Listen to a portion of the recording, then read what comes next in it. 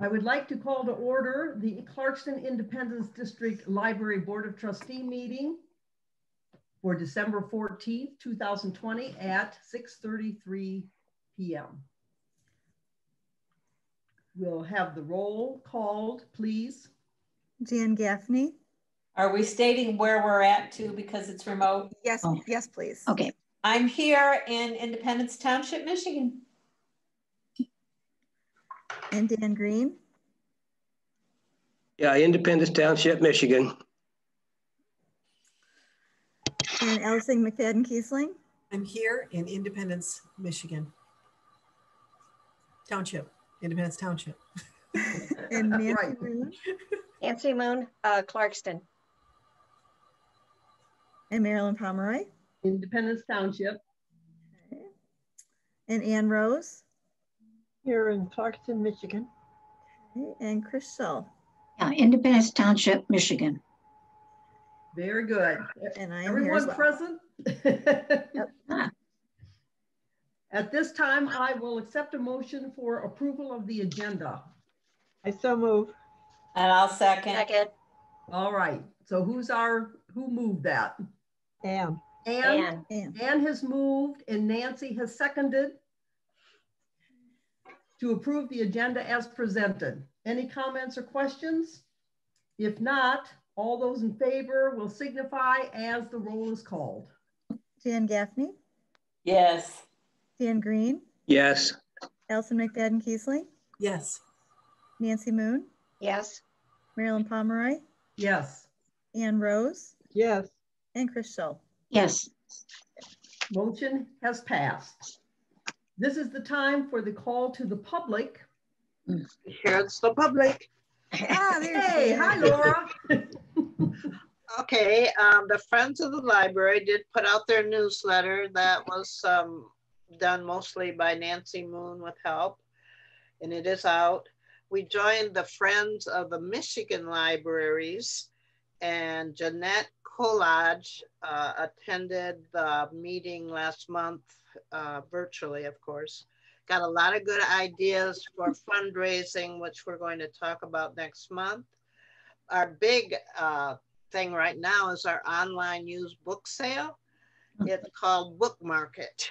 And we post books with a price. People can choose the book, pay, and then pick it up curbside. We had a little glitch there because of the closing for a couple of weeks there.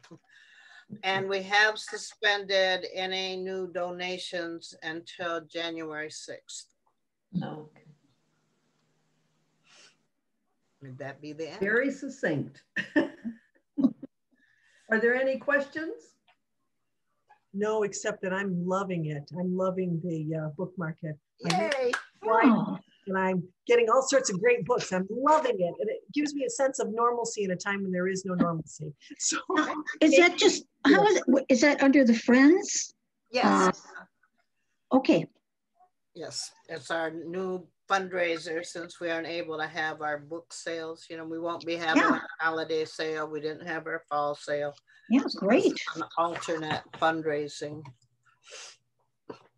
All right. Sounds like a great idea, Ren. Yeah, it is. Now, everyone has to be creative in these days. Well, we certainly have seen that happen, haven't we? Thank you, Laura. You're welcome. Yep, thank you. Are there any other members of the public who would like to address the board? If not, at this time, we will close the call to the public. And I will accept a motion for approval of the very long consent agenda. I move to approve the consent agenda as presented. Jan has moved and Dan has seconded the approval of the consent agenda as presented. Anyone wish to deal with any of the 13 items individually? I have one question for Julie. Okay. Yes, sir. When I was signing checks, I thought the GHA technology was for 17,000. Is this 13 correct? Yes. Okay. I believe so. Oh, the check was for 17,000. we purchased two different things from GHA, and the other invoice was less than $5,000. So you're not seeing that one tonight. So the full Okay. check would have All been right. for 17, but Okay. the bill that you're approving is the 13. They were unrelated purchases. So. And I just wanted to comment on the staying with the same provider for the employee health insurance, dental insurance, and I think that was an excellent idea given the chaos in the world today. So just thought I'd comment on that. Thank you. Excellent. Any other questions or comments on the 13 items? If not, please call the roll to accept the consent agenda. Jan Gaffney, Yes. Dan Green, Yes. Allison McFadden Kiesling, Yes. Nancy Moon, Yes. Marilyn Pomeroy, Yes. Ann Rose, Yes. Chris Shull. Yes. Thank you. Motion is passed. How do library statistics look? Not as abysmal as you might think. All right, I'm going to do a screen share. Let's see if it works. All right, there's my screen. Now, wait a minute. Let me grab my notes. Good. So that I can read it to you. So just a couple of things I wanted to point out. Obviously, we're on limited services at this point, but I just wanted to point out to start off with, if you look, it might be really small on your screen, so I'll read the numbers out loud. Total visitors in November, we did have 4,141 people visit us in November before we went to curbside when the governor took us to the to this pause on, I believe, November 18th. So we did have over 4,100 people prior to that who had visited us. Our total circulations were 20,357. We had 214 computer users prior to that November 18th closure. We've done 884 information questions in November. In terms of downloads, 5,142. Total wireless users, 2,175. Participants in children's programs in November, 750. And in adult programs, 109. So, Excellent. yes. Now that's, the bad news is that is about a third of our usual service. But the things that are up, obviously, our downloadables are up 10%, and our wireless users are, the downloads are up 12%, I'm sorry, and the information questions are up 10%. So we're fielding more phone calls and answering more questions, and we're doing a lot more downloads, which is all good stuff. And then last, on this last page, this is sort of the year to date. And we do still have 1 month left. We do still have December. But in terms of total circulations, we have circulated almost 150,000 items this year, physical items, despite a 3-month shutdown, despite working curbside and all of these sort of the craziness that we've had. We've done over 62,000 downloads. And we've had over 20,000, almost 21,000 wireless users this year, which is fabulous. Wow. In terms of participants in children's and teen program, over 11,000. And in terms of adult programs, over 1,400 people have participated. So while that may be lower than usual, clearly we are still doing a good job of serving the community. Given the restrictions that we have, we're doing pretty well considering. We've been getting a lot of positive feedback. There was a really lovely letter to the editor in the Clarkston News this past week, specifically thanking us for our curbside. So, as I said, it's sad to see the reduced numbers, but it is good to see that people are still finding us and they're figuring out how to use us even in this difficult situation. Thank you. I think we're ready for the library director's report. Okay. I can unshare my screen at this point. Okay. So in terms of a general update, during the last week of November, we had our HVAC contractor out to do a tune-up on all 5 of our main units and complete some minor repairs on one of the units. We also have a small unit in the ceiling at the main entrance within that airlock that is intended to mitigate cold air from outside, significantly altering the temperature within the building. This unit was installed when the building was built in 1992, and we have struggled with it the past few years and have been having problems with it again recently. The technician was able to get it running, but it doesn't want to seem to stay running. So we think it's at its end of life. Unfortunately, due to the way in which it was installed and the limited space in that area, it may be challenging to replace it, which is why we've been coaxing it along. Later this week, our HVAC contractor will send someone out to assess the situation further and provide a quote to replace it. So that will be an expense that we will be seeing in the new year, but we're going to need to do something. I can say that we've looked at the possibility of replacing it previously with our previous HVAC contractor who retired last year. He was purposefully avoiding this project. Chicken. Yeah. This is a rough one. And just to give you a little bit of extra information on this one, when they installed it, they actually installed a piece of the drywall over one of the access panels. So even I have this really bad feeling getting it out of there. We're gonna have to take the whole ceiling out in order to do it. It's gonna have to be a limited size unit that goes up in there. We're gonna have to rebuild that. I'm not looking forward to that one. The only good news is that maybe we can do it before we try to reopen to the public. And anyway, because that's the only entrance to the building. Oh boy. Okay. Next item. On December 10th, one of the librarians heard the sound of an air leak in the ceiling above large print. The staff has been trained that this indicates an issue with the fire suppression system. Upon closer inspection, a small split in the main pipe was discovered. Absolute Fire was contacted and they talked us through the steps to shut down the system to prevent it from arming and causing water damage. The Independence Township Fire Inspector was also contacted to assist in making sure this was done properly.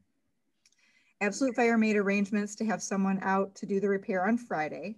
In the meantime, because the system was shut down, we were on fire watch, which means someone needs to be in the building until the system is repaired and rearmed. The board approved a proposal at last month's meeting to make structural repairs on the system that will hopefully alleviate the development of these small leaks by better draining the system after it has armed or been tested. This work is supposed to begin in the next week or so. This particular pipe failure was not part of that project, so we will need to assure that there's adequate funding in that line item to accommodate this unexpected repair. We are doing budget adjustments this evening, and as a matter of fact, we don't need to make about a budget adjustment for this because I did check and we are funded to do this. So next item, this is the time of year when we are submitting the library statistical data to the various entities that gather this information on behalf of libraries. The Detroit Suburban Library Roundtable, known as DSLRT, collects data regarding staffing levels, wages, and services for the libraries in Southeastern Michigan. Data submission for the survey is due the first week of December, and the full report is posted to the libraries at the end of December or early in January. This is the compilation of data that our library board staffing committee uses each year to assess the library's staffing levels and wage structure. Our data has been submitted for the upcoming report. The state aid report that goes to the Library of Michigan has a reporting period of October 1st, 2020 through February 1st, 2021. All the needed data has been gathered and I hope to input it into the system before the end of the year so the board can review our report at the January meeting. I usually like to have it done so you can look at it at the December meeting, but it didn't get it done quite in time for this meeting. So. Almost, not quite. In terms of a financial update, at the September meeting, the library board approved an interlocal agreement between CIDL and Oakland County to allow us to be part of the CARES Act funding that will reimburse libraries, senior centers, and community centers for unbudgeted COVID expenses from March to December of 2020. That had a submission deadline of November 30th. We have submitted our application and expect to be reimbursed $49,828.61. Great. If there are still funds available at the end of this cycle of grant awards, we do have some additional receipts that we could submit for reimbursement. So we'll see what happens when they get through this first round of reimbursements. In terms of collaborations, the Community Information Network webpage, that's the site featuring the walking tour of the homes in Clarkson's Historic District that was discussed in last month's director's report, has made significant additional progress in the past few weeks. We only have a few small details left to complete. and should be ready for it to go live in the next few weeks. The library board will have a tour of the site at the January meeting, and I'm making arrangements to do a presentation for Clarkston's City Council and Clarkston's Historic District Commission when they have time for that on their upcoming agendas. And then last but not least, and this was something that Laura already talked about, but I'm going to reiterate, the Friends of the Library have been working hard to come up with new ways to raise money to assist the library. Their very successful mini book sales at the Clarkston Farmers Market have inspired them to create this new online reading market. Buyers can browse a selection of books through the library's website, pay for their purchases using a credit card through the Friends PayPal account, and pick up their purchases using the library's curbside pickup. This creative new project has already been well received, and we are excited to see it grow. And you can find that it's on the carousel of the front page of our website. So if you want to go in, just look for the, it's got a really cute graphic. It says the reading market. It's got a cute little red and white awning. So look for that on the front page of our website. That's all I have in my report, but I do have one thing that Adrienne wanted me to share. Specifically, she wanted to do a shout out for one of our volunteers who has been doing her volunteer work via curbside. May Lee has been coming in and she drives up, she picks up the projects that we need, and she has been prepping storytime craft supplies that go into those take and make kits that the kids can pick up curbside. And when she gets it all done, she brings the bag back and drops it off at curbside. And she has been absolutely essential in helping us get things done. And Jamie wanted to point out that she had many happy preschoolers making turkeys because of May Lee's hard work. Oh. Shout out. Oh. Excellent. Yeah, that's nice. Are there any comments or questions? If not, we'll go to our normal first item of the agenda, the COVID-19 update. Horrible thing, yes. Okay. As the board knows, we did close for 5 days because we had an employee test positive. During that time, we did bring in a professional company to disinfect the building. We used an electrostatic hospital grade disinfecting fog to do that. So that has all been taken care of. I can report that so far the person who tested positive is doing okay. And that the people that we have quarantining are also well. So fingers crossed that that stays that way. On November 18th, the state had set in this pause that we were doing, and that went on for 3 weeks. And then that 3-week pause was extended through December 20th. In response to that, we extended our current phase 3 to at least December 20th. One of the lessons that we have learned is to bunny hop along with our decision making the same as the state, so that we're not inadvertently telling the public that we're going to be doing something different than what we are allowed to do. So that's where we are at this point. And I would anticipate that we'll probably be curbside longer than that, but as I said, right now I'm committing to phase 3 until December 20th, should nothing change. On Thursday, the governor did have a press conference, and she updated about, she and Dr. Caldoun updated about COVID numbers. The first thing is that the COVID-19 case rate has been declining across the state for the past 19 days, which is good news. And that would have been the past 19 days as of Thursday. The hospitalizations are also trending downwards in most of the state. The percentage of positive cases is remaining at about 14%, but there was obviously there's some good news. So we are seeing a decline in COVID cases, which is good. I also had a conversation with the fire inspector when he was here, and he was asking sort of what we were doing and where we were. And I said we were doing curbside, and we were following along with what the state was doing. And we had been concerned because Independence Township does have a high case rate. And he said, well, yes and no.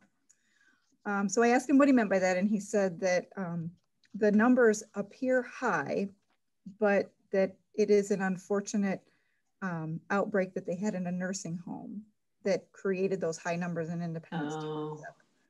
And so while the numbers look high, it is a contained situation. It's serious, but it is contained. So he wanted to let us know, reassure us that it's not quite as scary as it sounds. So in terms of these people being in the grocery store, that sort of thing. So.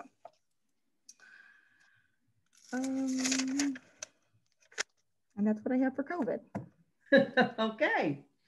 Then in that case, let us move to the year-to-date financial report and the end of year budget adjustments. Okay. Let's do another screen share.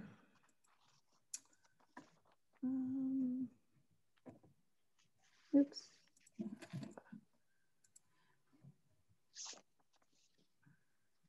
Okay.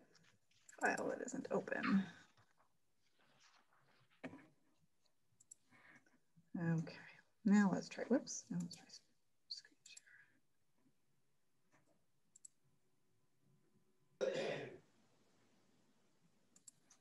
share. Okay.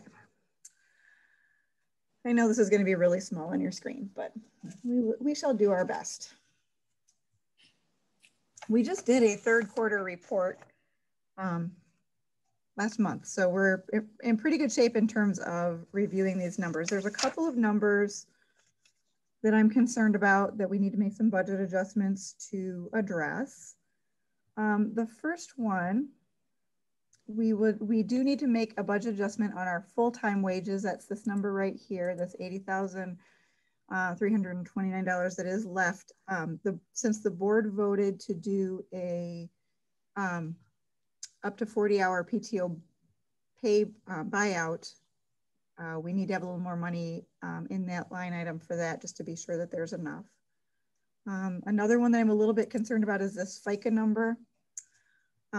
Based on the amount of money that we have in full-time wages and in part-time wages, this FICA number does not reflect what we should really have in there to assure that we have the funds there to cover those costs.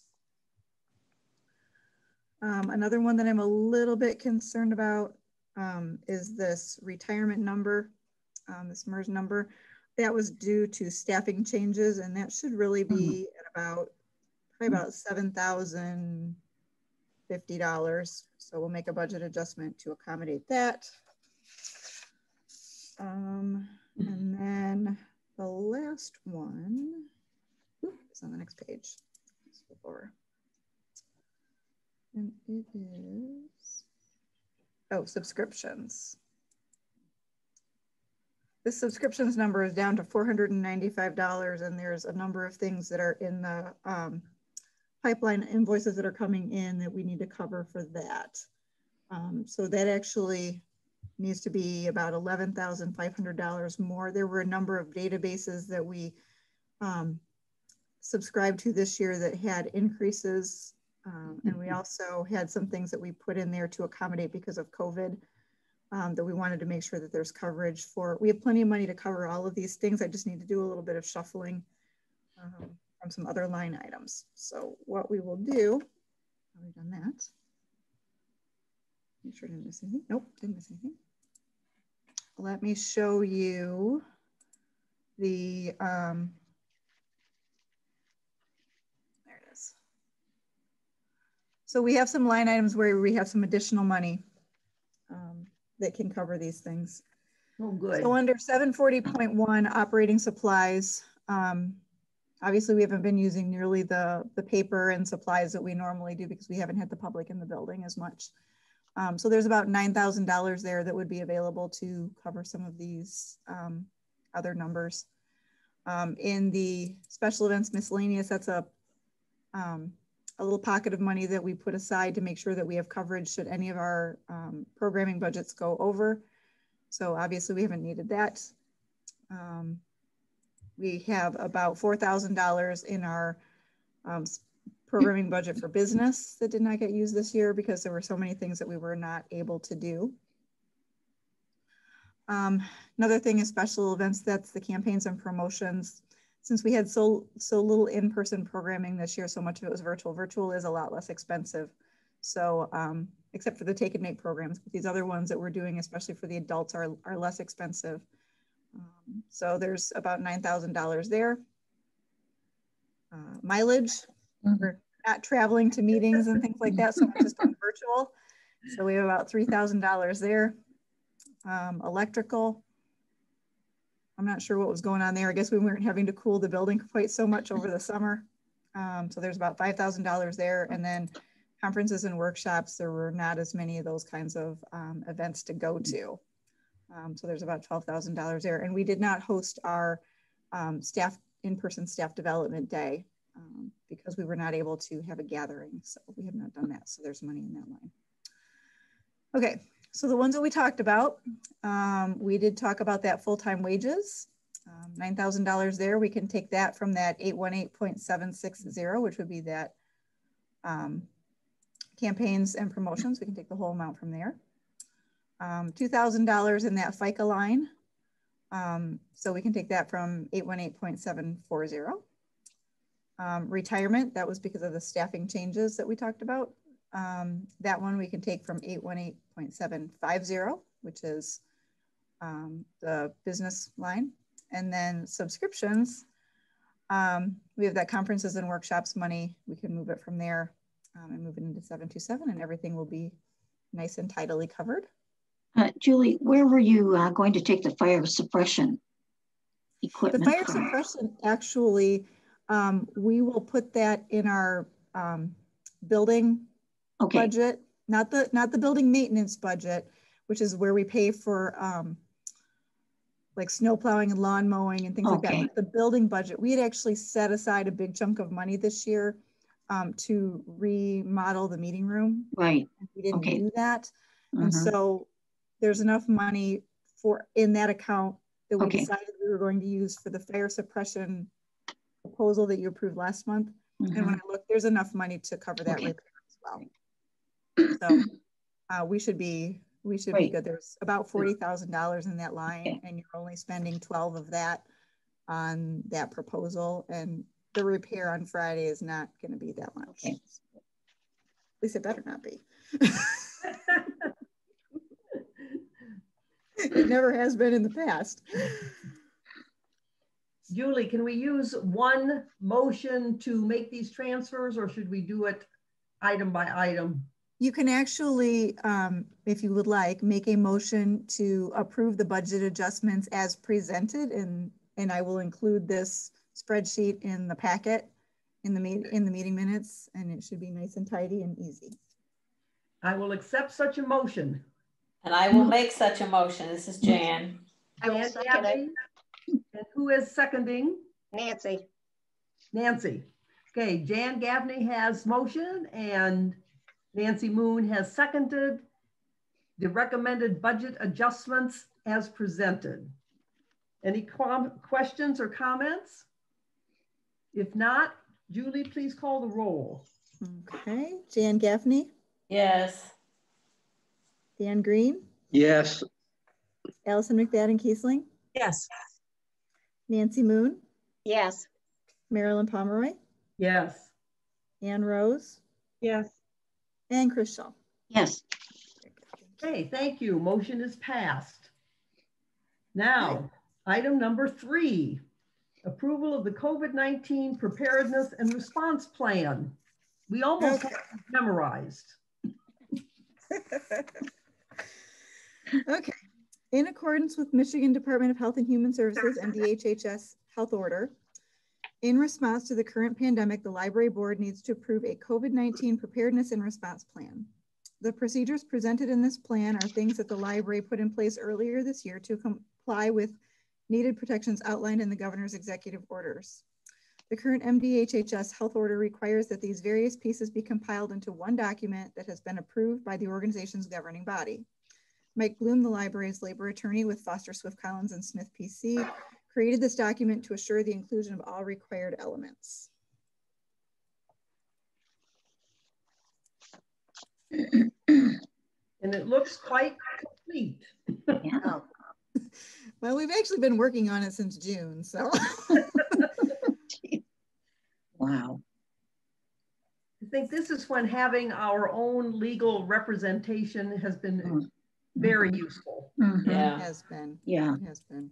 It's also nice, I think, to get it all in one place because if, God forbid, sometime in the hopefully very distant future, something similar occurs, there's documentation that another board can go to and go, oh yeah, this looks good. And right. Well, one of the things they have been stressing about the development of the vaccine was that this platform did not have to be created in January. They had created these COVID type vaccination programs several years ago. And so they had been building on them. And then when this came up, they had a platform to work from. So I think this is going to supply a similar situation as Jan pointed out for us. Yeah. If everyone has read through it, do you have any questions for Julie about meeting exposure risk or low risk? Very thorough. Yeah. It was very thorough. Very detailed. Yeah. Well, this has been, as I said, we've been developing it since June. So this is not like we just wrote it. We've been living it for several months now. And since we had a case here, we're pretty well familiar now with what we can do. Yep. Yeah. And this has allowed the people working in the library to have more space because we're not open to the public, so they can spread out more. Right, right. It's just a challenge. It's like the post office getting all the mail and then not being able to deliver it or transfer it. But we had all those books and materials coming in with no one to really deal with it for 5 days. So that was a challenge. If there are no questions or comments, I'll accept a motion. Make a motion, we accept the COVID-19 response plan. And I'll second. Okay, the motion has been made by Chris, second by Jan, that we approve the COVID-19 preparedness and response plan as presented. Are there any comments or questions? If not, Julie, please call the roll. Dan Gaffney? Yes. Dan Green? Yes. Allison McFadden-Keisling? Yes. Nancy Moon? Yes. Marilyn Pomeroy? Yes. Ann Rose? Yes. And Chris Shull? Yes. Okay, motion is passed. Number 4, approval of the remote work policy during the pandemic. In accordance with the Michigan Department of Health and Human Services health order in response to the current pandemic, the library board needs to approve a remote work policy during pandemic. Mike Bloom, the library's labor attorney with Foster Swift Collins and Smith PC, created this document to ensure the inclusion of all required elements as well. We have been having the staff working from home quite a bit, but this just basically outlines the details. So. Okay, it's a much shorter document. Does anyone have any questions about that? No, it seems quite clear. Yeah.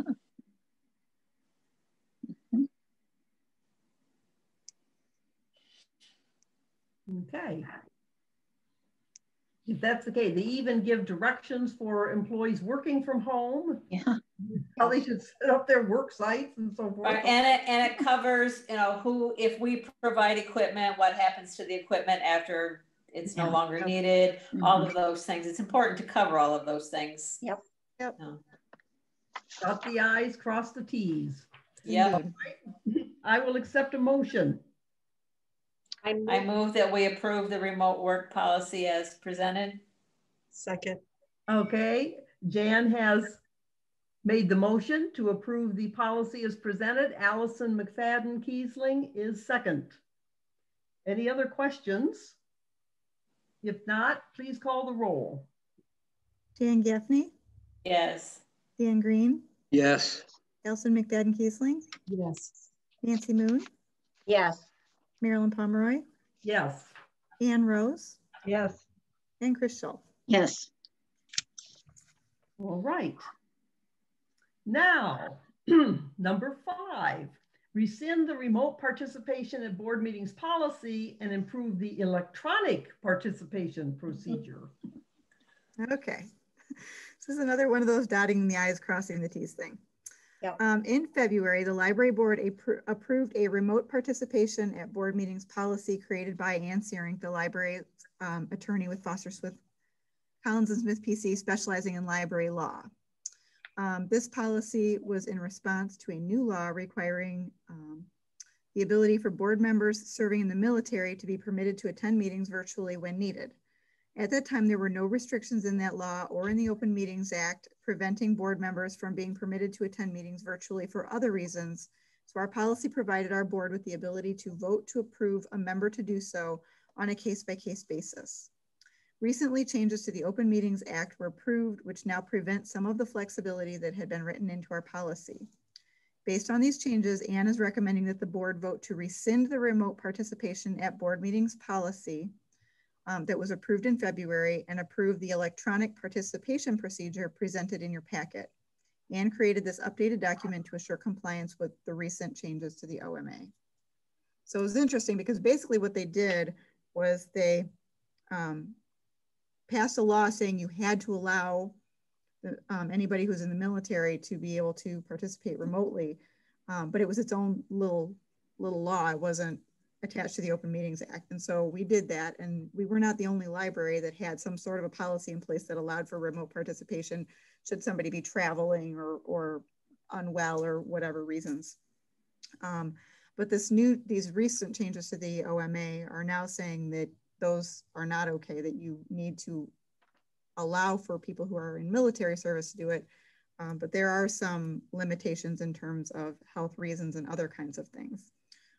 I know that she is concerned about this, and she's hopeful that there will be some clarification because it sounds like health issues are not necessarily going to be a reason that you can remotely participate. It's a little bit unclear, and given the fact that there's a pandemic, it seems that anyway. We won't dwell on that part. That's up to the attorney to fix for us. But she wanted to make sure that the procedure that we had in place was not in violation because there were things that were written into this new interpretation of the OMA that would have put us in violation. It would not have put us in violation until January, and it would not have been a problem as long as we were not using those things. But we don't want to have a policy that is inappropriate. So. So we need better to fix it now while we're fixing the other policies. And yep. I do for obvious reasons had some concerns about what they're going to allow in terms of for health reasons. It appears that they're going to be a little bit flexible about that through next year. So hopefully by then it won't be an issue. Mm-hmm. Whatever. Fingers crossed on that one. Yeah. The story on this one isn't over yet, which is why she had us write it as a procedure instead of a policy. So we may revisit this later. I'm sure we will. Yes. I think the state will be revisiting the Open Meetings Act as well. I think that that's going to need to be cleaned up a little bit and clarified, but we'll see. Yeah, I will accept a motion to rescind our remote participation at board meetings policy. I make a motion to rescind the remote participation at board meeting policy and approve the electronic participation procedure as presented. Dan's got it. So Nancy Moon has made the motion to rescind the remote participation in board meeting policy and approve the electronic participation procedure as presented, seconded by Dan Green. Any comments or questions? All right, let's call the roll. Dan Gaffney? Yes. Dan Green? Yes. Allison McFadden Kiesling? Yes. Nancy Moon? Yes. Marilyn Pomeroy? Yes. Ann Rose? Yes. And Chris Shull? Yes. Motion to do both items is approved. And we will expect to hear more later. Number 6, extension to waive library fines during COVID materials quarantine process. Okay, earlier this year, the library board voted to waive library fines for overdue materials through the end of 2020 to address the issue of the significant delay of the check-in of materials due to the COVID quarantine process, which is currently 5 days. The length of this quarantine process is based on the results of REALM, the Reopening Archives, Libraries, and Museums project is a research project conducted by OCLC, the Institute for Museum and Library Services, and Battelle to produce science-based information about how materials can be handled to mitigate COVID-19 exposure to staff and visitors of archives, libraries, and museums. Because of the length of the quarantine, it is difficult to accurately communicate with patrons in a timely manner whether materials have been returned. For this reason, it was determined that it is inappropriate to penalize patrons for overdue items. While vaccinations are on the horizon, it seems that it will still be some time before we will be able to eliminate the quarantine process. At the end, as the end of the year is approaching, an extension will be needed. And as a clarification, this waiver only includes fines that would be for materials that have been returned past their due date. This does not include fees incurred for lost or damaged items. Those would still be in effect. So the conversation is how long do you want to extend this? This is another one of those bunny hop things where you may want to extend it maybe till the spring and then reevaluate it. I can put it on your agenda and you can reevaluate at that time, however you would like to do that. Okay, let's hear some thoughts on that. Well, I think even as the vaccine rolls out, you're still going to be looking at a few months. I'm thinking maybe even 6 months, and then revisit it in 6 months. I would say revisit at the July meeting. Sounds good. Okay. Okay, does that sound comfortable to people? Yes. So I'm hearing through June 30th. Yes, certainly they don't anticipate overall vaccinations to be complete until at least then. Right. And the numbers may decline enough as they get partway through the vaccination process, but because of the way they're rolling it out and starting with healthcare workers and the most compromised elderly in nursing home situations or similar situations, it's going to be a while before they even start on the general public that is using the library. So I think there's no point in having to revisit it every 3 months. I think probably 6 months will give us a way better idea where we're at. Okay. Have there been any analysis of how things have come in during the last 6 months or so? You mean in terms of the lateness of items? Yes. It's really hard to measure right now because things sit in that quarantine process for 5 days. Right. And because we have it set up to waive the fines at this point, it doesn't really, I'm sure there are reports we could probably run to capture that.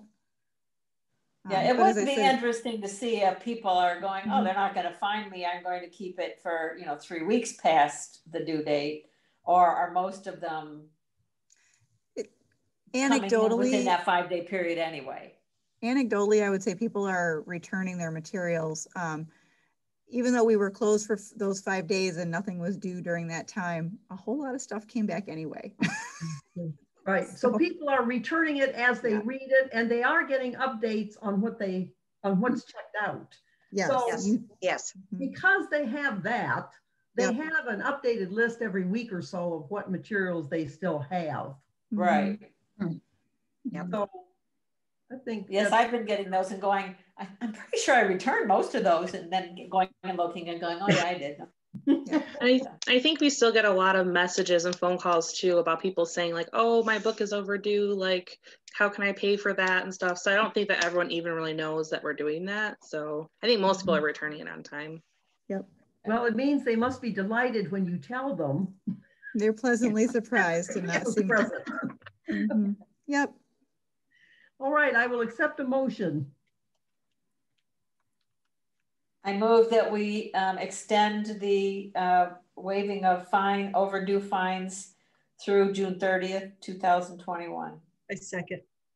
Okay, it's been moved by Jan Gaffney and seconded by Allison McFadden Kiesling that we approve an extension to waive library fines for overdue materials through June 30th, 2021. Any other questions or comments about this? If not, Julie, please call the roll. Jan Gaffney? Yes. Dan Green? Yes. Allison McFadden Kiesling? Yes. Nancy Moon? Yes. Marilyn Pomeroy? Yes. Ann Rose? Yes. And Chris Schell? Yes. Motion is passed.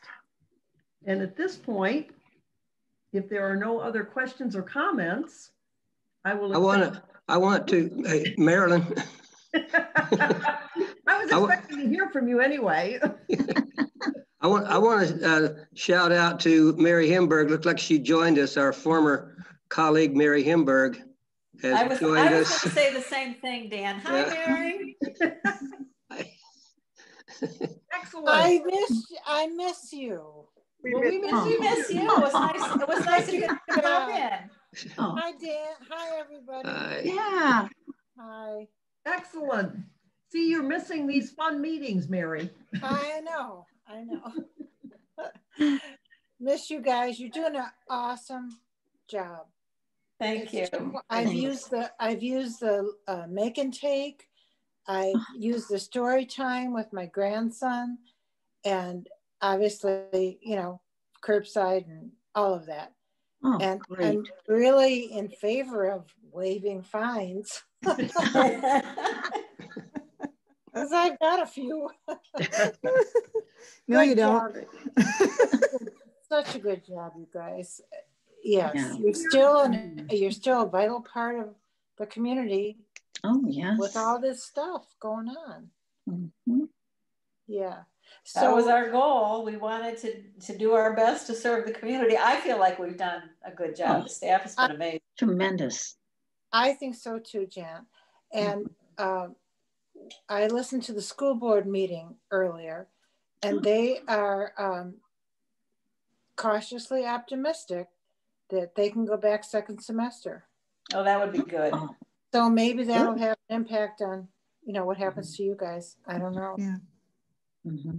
Well, we'll hope for good things in the new year. Mm. Yes. Yes, many good things. Fingers crossed.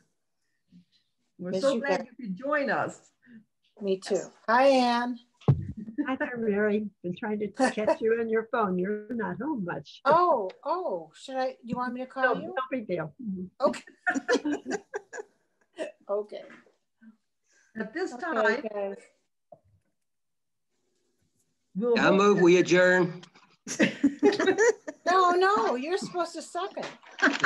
No, that's his motion. I'll second it though. Dan has motioned that we adjourn.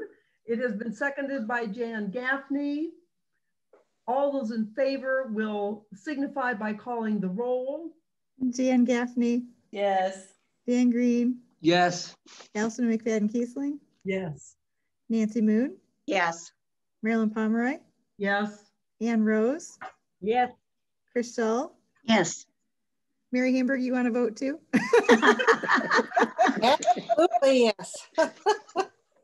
In that case, the meeting is adjourned at 7:22. Thank all of you for participating and have a very safe holiday.